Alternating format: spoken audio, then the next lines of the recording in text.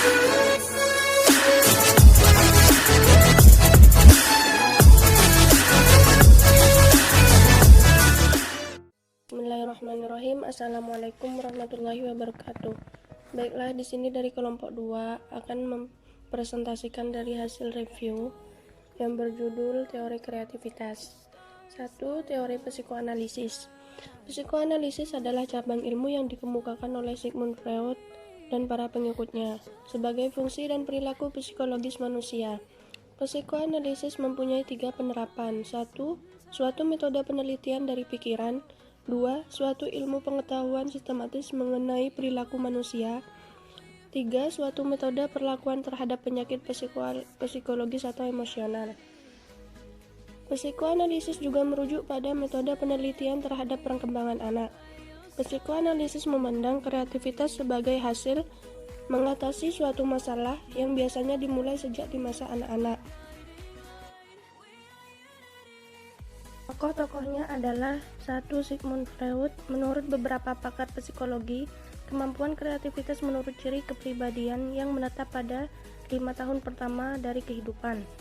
Sigmund Freud adalah tokoh utama yang menganut pandangan ini. Menurut Freud, orang yang didorong untuk menjadi kreatif jika mereka tidak dapat memenuhi kebutuhan seksual secara langsung. Pada umur 4 tahun, anak mengembangkan hasrat fisik untuk orang tua dari jenis kelamin yang berbeda. Karena kebutuhan ini tidak dapat dipenuhi, maka terjadi sublimasi dari awal imajinasi. Sebagai contoh, banyaknya lukisan Leonardo da Vinci mengenai Madonna dihasilkan dari kebutuhan seksual dengan tokoh ibu yang disublimasi karena kehilangan ibunya pada usia muda. Menurut Ernst Krieger, menekankan bahwa mekanisme pertahanan regresi beralih ke perilaku sebelumnya yang akan memberi kepuasan. Jika perilaku sekarang tidak berhasil atau tidak memberi kepuasan, juga sering muncul dalam tindakan kreatif. Contohnya seperti anak menangis ketika mendapat nilai rendah dengan harapan guru akan mengubah nilainya. Ini yang dikatakan sering muncul dalam tindakan kreatif. Menurut Carl Jung percaya bahwa alam ketidaksadaran memainkan peranan yang amat penting dalam pemunculan kreativitas tingkat tinggi. Alam pikiran yang tidak disadari bentuk oleh masa lalu pribadi. Di samping itu, ingatan kabur dari pengalaman seluruh umat manusia tersimpan di sana. Secara tidak sadar, kita mengingat pengalaman-pengalaman yang paling berpengaruh dari nenek moyang kita. Dari ketidaksadaran kolektif ini akan timbul penemuan teori, seni, dan karya-karya baru lainnya. Proses inilah yang menyebabkan kelanjutan dari eksistensi manusia. Teori humanistik adalah kreativitas yang muncul karena hasil dari tingkat kesehatan manusia yang tinggi. Tokoh-tokohnya yang pertama ada Abraham Maslow yang berpendapat bahwa kreativitas muncul karena adanya dorongan manusia untuk memenuhi kebutuhan sehari-hari. Yang kedua ada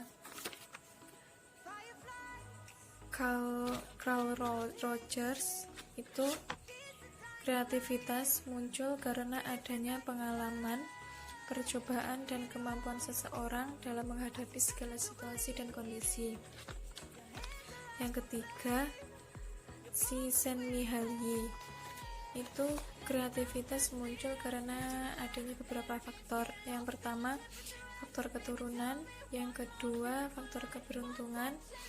Yang ketiga, faktor minat anak pada saat usia dini. Dan yang keempat, faktor komunikasi yang baik. Saya Andri Wijayanti akan menjelaskan tentang teori kognitif. Menurut Piaget, anak menjalani perkembangan kognisi sampai akhirnya proses berpikir anak menyamai proses berpikir orang dewasa. Sejalan dengan itu, kegiatan bermain anak mengalami perubahan dari tahap sensori motor, bermain khayal, sampai kepada bermain sosial yang disertai aturan permainan. Bermain itu sendiri sesungguhnya tidak semata-mata mencerminkan perkembangan kognisi anak, tetapi juga memberikan sumbangan terhadap perkembangan kognisi itu sendiri. Lalu menurut Vygotsky, yang merupakan psikolog Rusia, meyakini bahwa bermain peran berkontribusi langsung terhadap perkembangan anak secara menyeluruh. Bukan hanya perkembangan kognisi saja, tetapi juga perkembangan sosial dan emosi anak. Sedangkan menurut Barner, bermain sebagai sarana untuk mengembangkan kreativitas dan fleksibilitas anak. Lebih lanjut, Barner menyebutkan bahwa yang penting bagi anak adalah bermainnya, bukan hasil akhirnya. Teori kognitif dengan jelas menyebutkan arti pentingnya bermain bagi anak. Bermain tidak hanya mengembangkan kemampuan kognisi semata, tetapi juga mengembangkan aspek lainnya, terutama aspek sosial dan emosional anak. Lalu selanjutnya adalah teori Islam. Pada hakikatnya, kreativitas merupakan anugerah dari Allah bagi manusia. Sifat-sifat kreatif hanya diberikan kepada manusia, tidak kepada makhluk-makhluk lain. Kreativitas merupakan sesuatu yang membedakan manusia dari makhluk Allah lainnya. Sifat kreativitas memang patut ditanamkan ke dalam diri manusia, karena menurut Al-Quran, manusia diturunkan untuk menjadi khalifah di bumi, dengan tugas untuk mengelola, merawat, dan memanfaatkan bumi untuk kepentingan dirinya dan keturunannya. Hal itu hanya mungkin dilaksanakan manusia jika ia memiliki kreativitas. Tanpa kreativitas, kehidupan manusia tidak akan mengalami perubahan dan perkembangan, karena mereka hanya akan melakukan sesuatu yang sudah ada sebelumnya. Seperti contoh, jika sebelumnya manusia tinggal di gua, maka setelahnya dia akan tinggal di gua terus karena dia tidak memiliki kreativitas. Namun, dengan adanya kreativitas, manusia dapat menciptakan hal-hal baru dalam kehidupannya untuk mempermudah hidupnya. Kalau dia memiliki kreativitas, dia akan menciptakan tempat yang lebih bagus lagi, seperti membangun gubuk, rumah, atau yang lainnya untuk kehidupannya yang lebih baik.